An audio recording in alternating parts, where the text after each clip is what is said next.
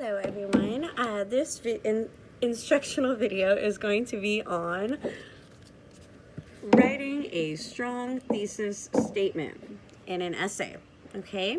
So, the first thing that I always recommend for a thesis statement, and I'm going to leave this up for a second, so if anyone wants to take a screenshot for reference, you can, and I'll make sure and build a PowerPoint for it. But the first thing is that a thesis statement really should have multiple points to it. I always kind of recommend a 3-point thesis since a lot of essays end up having 3 body paragraphs. And so if you have a 3-point thesis that ideally leads to 3 separate body paragraphs, but failing that, have a multiple point thesis where you then give yourself direction for the remainder of your essay. I feel like that's really important. So it can follow this kind of formula of your claim plus the word like because, sorry about that, plus the word because, and then your 3 different reasons or things that you're going to use in your essay as support for that thesis, okay? So again, your claim plus a word like because, and then the 3 reasons that you will be going into in your body paragraphs. And then each of those reasons, as I said in my essay writing video, becomes the subject of one of your body paragraphs, okay? The other important thing is it needs to be defensible. You have to be able to defend and support what it is you're going to claim.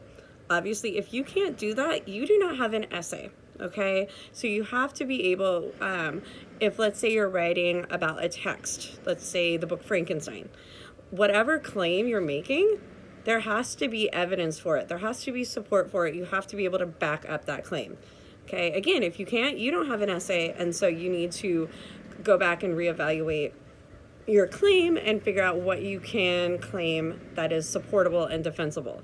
Or if let's say you're making an argument, obviously that argument has to be something that you can research or gather up evidence for to support what it is you're saying, okay?